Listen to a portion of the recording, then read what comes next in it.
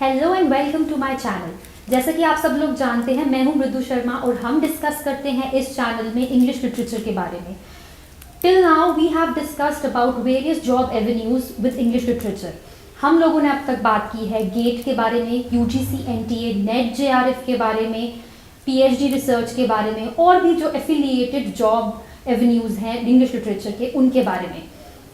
आज जो हमारा एपिसोड है वो बहुत ज़्यादा स्पेशल होने वाला है, क्योंकि आज मैं करने वाली हूँ अपने चैनल पे द वेरी फर्स्ट पॉडकास्ट। और क्योंकि ये फर्स्ट पॉडकास्ट है तो मेरी गेस्ट जो हैं वो उससे भी ज़्यादा स्पेशल हैं और उनकी जो अचीवमेंट्स है उनकी लिस्ट नेवर एंडिंग है। तो मैं आपको ये बता दूँ कि जो मेरी गेस्ट हैं वो हैं, और she is UGC net JRF in English literature. She has recently cleared JKS exam जो कि 2021 में कंडक्ट हुआ है, and she had opted for surprisingly English literature उसमें भी। ऑल्सो वो पब्लिक स्पीकिंग में भी बहुत ज़्यादा एक्टिव हैं और she has been a public speaker since her college days, and she has won national prize for declamation, for elocution and debate, और इंटरनेशनली भी हमारी कंट्री को वो रिप्रेजेंट कर चुकी हैं ऑन वेरियस इंटरनेशनल प्लेटफॉर्म्स, जिनमें से kingdom of Bahrain and also the south Asian university festival में भी वो हमारी कंट्री को रिप्रेजेंट कर चुकी हैं। So let's welcome today's guest miss Seerat Baji. Welcome Seerat to our channel. Thank you so much for having me here. Okay, तो सबसे पहले, since you have cleared such a prestigious exam, how are you feeling? I'm feeling jubilant, I would say. I'm very happy, alhamdulillah. I'm very excited to join, and I'm feeling blessed and grateful. Obviously very very natural. और इसी के साथ मेरा जो पहला सवाल है वो आपसे ये रहेगा कि जो आप अभी केएस का आपने एग्ज़ाम दिया है, was it a childhood dream और it was just for an experience sake आप गए वहाँ, या आपको बचपन से ही ये मोटिवेशन था, या यू हैड दिस थिंग कि I have to sit for this exam? I always wanted to, sit for this exam, and during my college days also I had this thing in mind कि एक दिन तो I'll definitely write this exam. But then I joined university for masters, and then I went into net JRF preparation and all of that. But I would say all this happened naturally, na? Like I completed my masters, and तब तक notification was out. So I thought, now let's go for it. Otherwise I had that I'll be joining research. But as soon as I was done with my masters, notification was out, and then I sat for this exam, and that's how I'm here. Okay, so एक सबसे natural और बहुत often asked सवाल जो मैं भी आपसे पूछूंगी, was it your first attempt? Yes, it was my first attempt. Okay, और आपको इंग्लिश लिटरेचर जो आपने ऑप्ट किया है अपने ऑप्शनल के लिए, which is very very rare in JKS, तो उसके बारे में आप बताइए कि how did you come to opt for it, and उसके प्रोज और कॉन्स क्या रहे उसको ऑप्ट करने के? It is a very unconventional subject, we all know that, and मैंने भी जब सोचा था इस एग्ज़ाम के बारे में कि now I'll be writing it, तो first thing that popped up in my mind was कि I'll go with English literature. But मेरी फैमिली में किसी ने सुना तो उन्होंने कहा कि नहीं, लिटरेचर कौन लेता है। मेरे फ्रेंड्स में किसी ने सुना तो उन्होंने कहा कि नहीं, इंग्लिश लिटरेचर नहीं, इसमें मार्क्स नहीं मिलते हैं, ये ऐसा सब्जेक्ट नहीं है, क्यों बाकी में इतना अच्छा स्कोर करोगी, इसकी वजह से बाहर हो जाओगी, एंड ऑल ऑफ दैट। और मेरे लिए काफ़ी मैं बोलूँगी डिफ़िकल्ट डिसीजन था ये, बिकॉज़ कोई भी ऐसा नहीं था जिसने ये कहा कि रख लो। हाँ, everybody was like, and I was very naive, I would से, इन दिस फील्ड। तो मैंने सोचा कि मैं क्या करूं, but then because I had done bachelors in English honours, then I did my masters in English literature, then during my masters I cleared JRF, तो मैंने उसके लिए काफ़ी पढ़ाई की थी।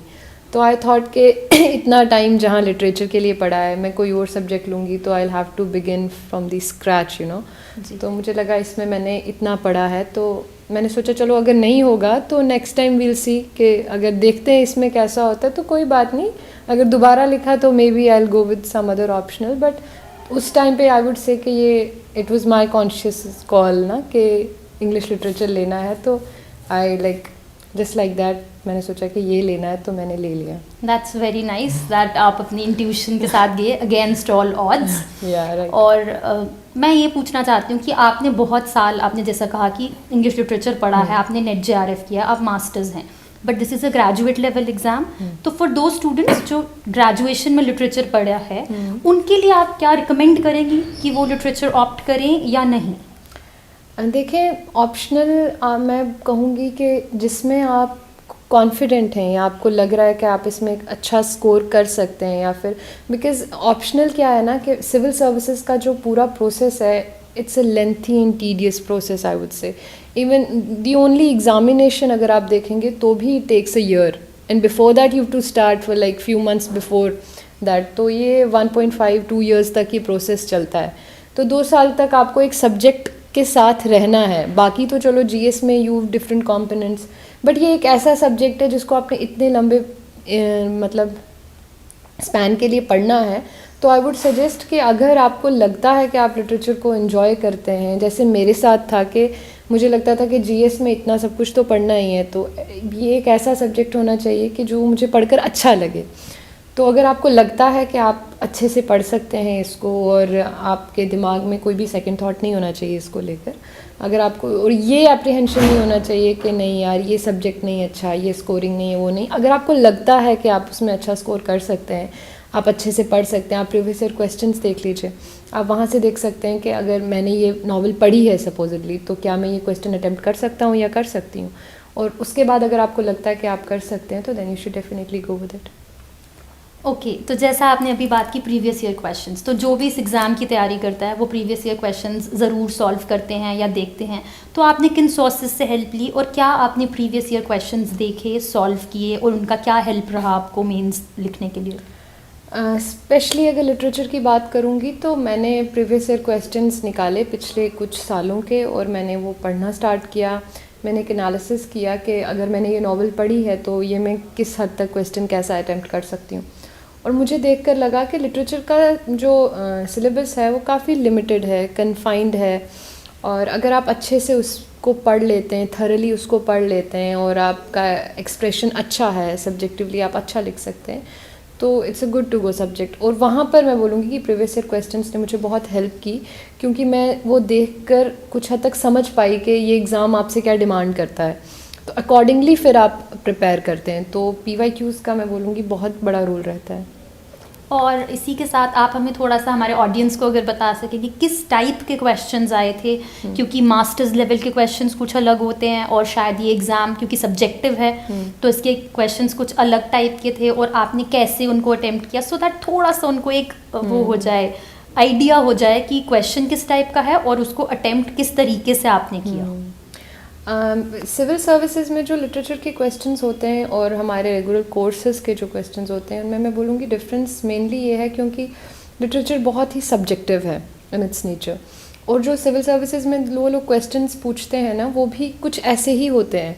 मतलब आपने एक, फॉर एग्जांपल आपने टेम्पेस्ट पढ़ा है शेक्सपियर का, तो आपने उसको जनरली उसकी समरी पढ़ी है जैसा हम लोग अपने एग्ज़ाम्स के टाइम पे पढ़ते हैं, ऐसे करके 3-4 थीम्स हमने देख ली, ये सिंबल्स हैं, ये मोटिव्स हैं, ऐसे करके हमारा प्रिपेयर हो गया है बिल्कुल एग्ज़ाम के लिए।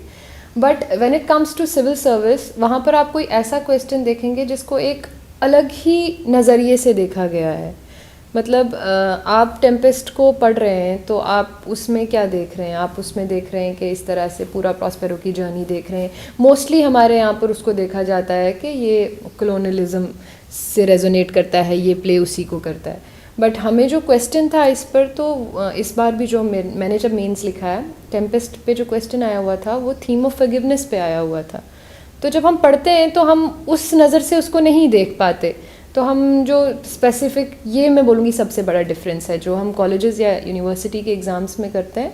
हम सिर्फ थीम्स देख लेंगे, स्टोरी देख लेंगे, बट नहीं, सिविल सर्विसेज के लिए आपको क्या करना है कि आपको थरली उसको डिफरेंट बाइनिकुलर्स से देखना है, क्योंकि ये at the end of the day subjective है बहुत। आपका क्या है उसको लेकर परसेप्शन, वो बहुत मैटर करता है। तो आप हर नज़र से उसको एनालिसिस कर लें, और उसके बाद जो भी क्वेश्चन आता है तो आप उस पर अपना, आप क्या सोचते हैं उस निगाह से, अगर आपने देखा है उस प्ले को तो आप उससे क्या डिड्यूस करते हैं। तो ये जो है मेन डिफरेंस होता है। ओके, तो अब इससे नेक्स्ट मेरा क्वेश्चन जुड़ा है कि आपने कोई कोचिंग या कोई ऑनलाइन कोर्स जो लिटरेचर से परटेनिंग हो वो लिया था या आपने सेल्फ स्टडी किया था, क्योंकि बहुत ज़्यादा ये भी सुनने में है और मतलब हर जगह है कि बिना कोचिंग के तो you can not crack this exam. तो आपको इस बारे में क्या कहना है? मैंने कोई कोचिंग नहीं ली थी। इंग्लिश लिटरेचर ऑप्शनल के लिए आपको इतनी कोचिंग मिलती भी नहीं है, आपको इतना मटेरियल मिलता भी नहीं है। जो एक कौन है इसका, आई वुड से कि आपको इतना मटेरियल फ्रीली मार्केट में नहीं मिलता जितना आपको बाकी सब्जेक्ट्स के लिए मिल जाता है। You will find ample amount of material, coaching, guidance for other subjects, but not in the case of literature. तो मैंने कोई कोचिंग नहीं ली थी, मैंने मटेरियल कहीं से नहीं लिया था। It was all and all self study, खुद ही पकड़ कर एक एक प्ले को उनको पढ़कर खुद ही उसमें से जॉट डाउन करके नोट्स, इंपॉर्टेंट डायलॉग्स वगैरह सब कुछ। तो मैंने तो कोई कोचिंग नहीं ली थी इसके बारे में। सो एक हमारा जो बहुत बड़ा मिथ है वो बस्ट हो गया कि बिना कोचिंग के कुछ नहीं हो सकता। सब कुछ हो सकता है अगर if you have the will power and you trust your gut, जैसे कि सीरत ने किया। और इसी के साथ क्योंकि आपने सेल्फ स्टडी की बात की, तो अब जो नेक्स्ट मिथ है कि you have to study for 20 hours, 21 hours. See human brain की मुझे तो नहीं लगता इतना अटेंशन स्पैन है, but you may throw light, अब हो सकता है आपने 24 ही पढ़ा हो। तो आप प्लीज़ ये जो आवर्स है ना, ये बहुत ज़्यादा मैंने सुना है। मतलब पर्सनली मुझे लगता है कि मैं 7 to 8 आवर्स से ज़्यादा पढ़ ही नहीं सकती हूँ, वो भी अंडर एक्सट्रीम प्रेशर। तो how many hours did you give and how many months क्या आपने वो एक कंसिस्टेंट जर्नी आपकी रही?